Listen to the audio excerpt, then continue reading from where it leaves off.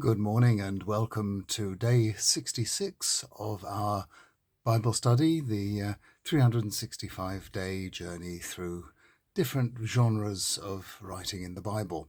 At the moment, we're looking at the ancient sagas and particularly the time between Abraham and the Exodus. At the moment, we're in the middle of the story of Joseph. And this is the part of the story where Joseph invites Jacob, otherwise known as Israel, into Egypt. That's his family. They don't know who he is. This is Genesis chapter 45, verses 1 to 11. Now, Joseph was quite unable to control his feelings in front of his servants. So he ordered them out of the room. No one was with him but his brothers when he told them who he was. He cried, and his great sobs were audible to the Egyptians outside, who took the news to the royal palace. What Joseph said to them was, "It's me, Joseph. Is my father still alive?" Hearing this, his brothers were so terrified they couldn't speak. So Joseph said to them, "Come here," which they did, and he said, "I'm your brother Joseph, the one you sold into Egypt. Please don't be so upset. Don't blame yourselves for what you've done. It was really God sending me ahead of you to save people's lives. This is only the second of 7 years of famine. For 5 more years there will be no ploughing or harvesting. Isn't it amazing that God sent me ahead of you to rescue you and to assure you that your descendants will survive? It really wasn't you that sent me here, but God. He made me the king's top official, in charge of the whole country. I rule Egypt. So hurry back to my father and let him know what his son Joseph is saying. God has made me ruler of all of Egypt. Come to me now, don't hesitate. You can live in the province of Goshen, near me. All of you come, you, your children, your grandchildren, your sheep, goats and cattle, and everything else that you have. I can take care of you in Goshen.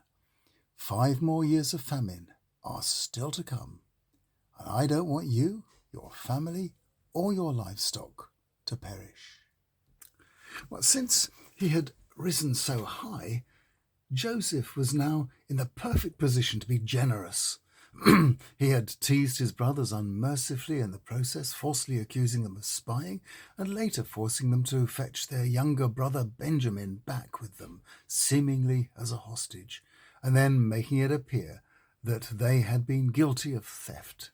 Now, satisfied that he had put them through sufficient purgatory, in this short passage came the moment of grace, the rescue of the ancestors of a great nation. The saga had provided the link in the history of Israel, which is Jacob's other name, showing how Yahweh brought his people from Canaan to Egypt, thus setting the scene for the next part of the drama.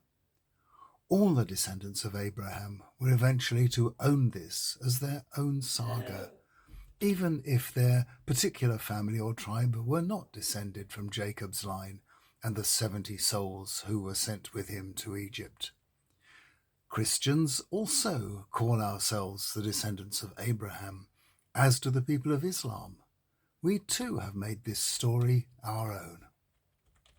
So, we now approach that cusp of history, the Exodus from Egypt. Christians also read the story of the Exodus at Easter time, just as the Jews read it at Passover, and it informs our understanding of the events of the first Easter in startling ways.